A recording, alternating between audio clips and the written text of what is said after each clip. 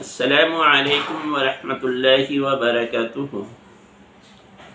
Myself Abdul Haq, Diniya teacher ZB Zakaria English High School.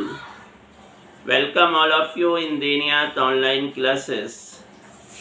My dear students, today I will continue our lesson number 8, Selected Quranic Verses.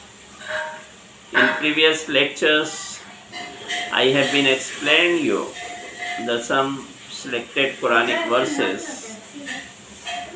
Today I will continue some more remaining verses. The verse number 12 is A'udhu billahi minash shaitanir rajim. Bismillahir Rahmanir Rahim. Ala bi zikrillahi tatma'innul qulub. Ala bi zikrillahi tatma'innul qulub. Listen, in the remembrance of Allah, hearts do find satisfaction. Listen, in the remembrance of Allah, hearts do find satisfaction. सुनो, अल्लाह की याद में दिलों को satisfaction हासिल होता है, इत्मीनान हासिल होता है, सुकून हासिल होता है.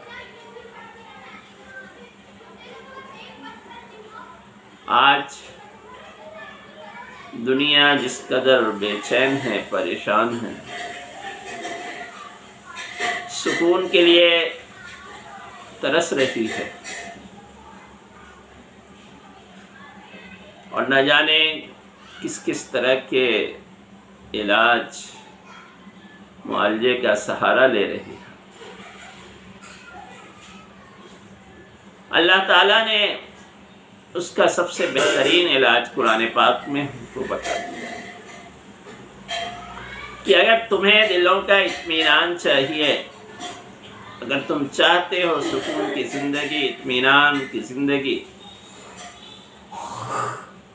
तो तुम्हें चाहिए कि तुम अल्लाह का जिक्र करो, अल्लाह को याद करो. सुकून कहीं मिल सकता है तो अल्लाह की याद में मिल सकता है. और दुनिया में कोई ऐसी जगह नहीं जो आपको सुकून दे सके, इत्मीनान आपको वहां मिल सके.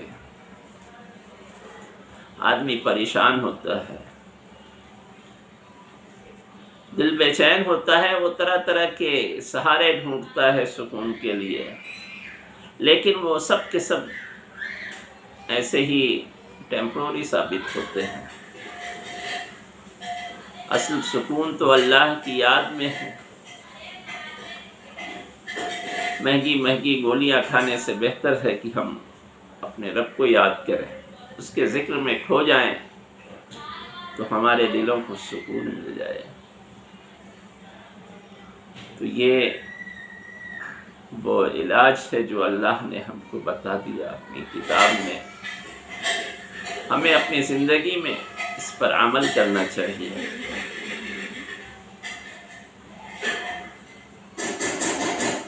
इसी तरह अगली आयत है, अहसिन कमा अहसनल्लाहु इलैक, अहसिन कमा अहसनल्लाहु इलैक. Do good to others as Allah has done good to you. Do good to others as Allah has done good to you. तुम दूसरों के साथ भलाई करो तो अल्लाह तुम्हारे साथ भलाई करेगा. शेर है, करो मेहरबानी तुम अहले ज़मी पर, करो मेहरबानी तुम अहले ज़मी पर, खुदा मेहरबान होगा अर्शे बरी पर. اگر ہم یہ چاہتے ہیں کہ ہمارے ساتھ بھی بھلائی ہو، اچھا ہی لوگ کریں،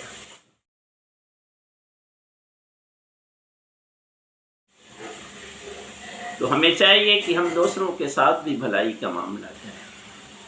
اگر ہم دوسروں پر احسان کرتے ہیں تو اللہ ہم پر احسان کرے گا، اگر ہم دوسروں کے ساتھ اچھائی کا سلوک کرتے ہیں تو اللہ ہمارے ساتھ اچھا سلوک کرے گا۔ تو یہ اللہ کا وعدہ ہے قرآن پاک میں ہم سے۔ ہمیں اللہ کی طرف سے بھلائی کی امید رکھنی چاہیے۔ کسی پر احسان کریں تو اس سے بجائے بدلہ لینے کے یا اس سے بدلہ مانگنے کے ہم اللہ سے اچھی بھلائی کی امید رکھیں، اللہ اس کے بدلے ہم احسان کرے گا۔ یہ سوچ کر ہم کسی کے ساتھ اچھائی کریں، بھلائی کریں کہ اللہ میرے ساتھ بھلائی کرے گا، تو اللہ ضرور آپ کے ساتھ بھلائی کرے گا۔ اسی طرح سے آیت نمبر 14، وَمَا الْحَيَاةُ الدُّنْيَا إِلَّا مَتَاعُ الْغُرُورِ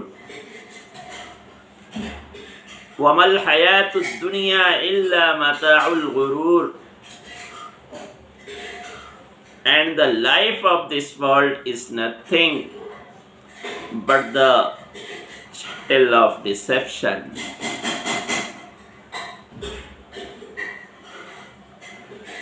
And the life of this world is nothing but the chattel of deception.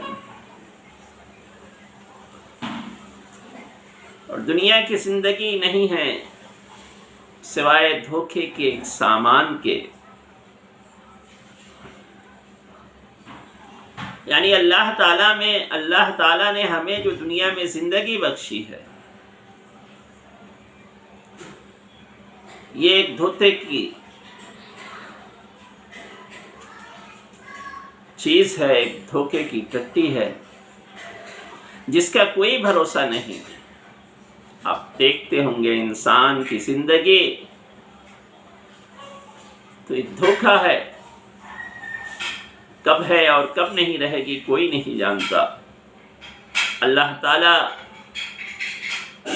کب کس کی زندگی چھین لے، کب کس کو موت آ جائے، کون کب کہاں ختم ہو جائے، یا کیا حادثہ اس کے ساتھ پیش آ جائے، کوئی کہہ نہیں سکتا۔ یہ تو ایک دھوکے کا سامان ہے، لیکن ہم نے اسی زندگی کو اصل زندگی سمجھ رکھا ہے، اسی کو سب کچھ سمجھتے ہیں اور اسی کے پیچھے بھاگتے ہیں۔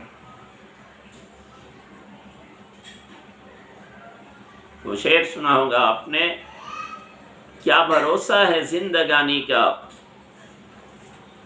کیا بھروسہ ہے زندگانی کا، آدمی بلبلا ہے پانی کا۔ کہ جس طرح پانی کا بلبلا ہوتا ہے، ایک پھونک مارنے سے ختم ہو جاتا ہے، وہی حقیقت ہماری اس دنیا کی زندگی کی ہے۔ ایسے ہی ایک دھوکہ ہے، بظاہر تو بہت نظر آتا ہے، لیکن حقیقت اس کی کچھ نہیں، بس ایک سانس اکھڑنے کی دیر ہوتی ہے اور زندگی ختم ہو جاتی ہے۔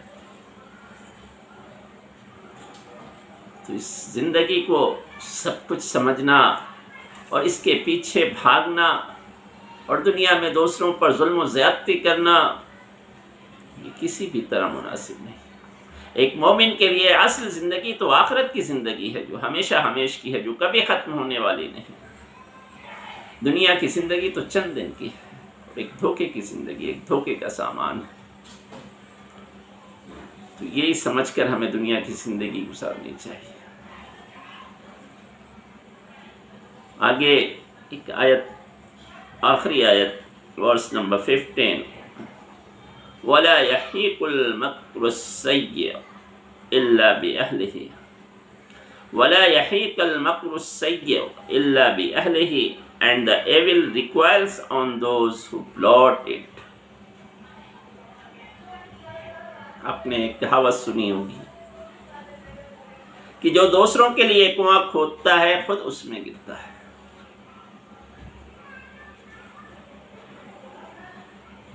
تو اس آیت میں یہی بات ہم کو سمجھائی گئی ہے اللہ کی طرف سے کہ جو دوسروں کے لیے برائی کرتا ہے، برائی چاہتا ہے، وہ خود اس برائی میں پھنس جاتا ہے۔ آدمی جو دوسروں کے لیے کنواں کھودتا ہے خود اس میں گرتا ہے، جو دوسروں کے لیے برائی پلاٹ کرتا ہے خود اس برائی میں پھنس جاتا ہے۔ اس لیے ہمیں کسی کا برا نہیں چاہنا چاہیے، کسی کے لیے کنواں نہیں کھودنا چاہیے، کسی کے لیے کچھ برا نہیں کرنا چاہیے۔ ہو سکتا ہے ہم خود اس برائی میں گرفتار ہو جائیں، اس تکلیف میں گرفتار ہو جائیں، تو اللہ ہمیں ان آیات پر عمل کرنے کی توفیق عطا فرمائے اور قرآن پاک کو سمجھ کر پڑھنے کی توفیق عطا فرمائے۔ آمین۔ Thank you very much.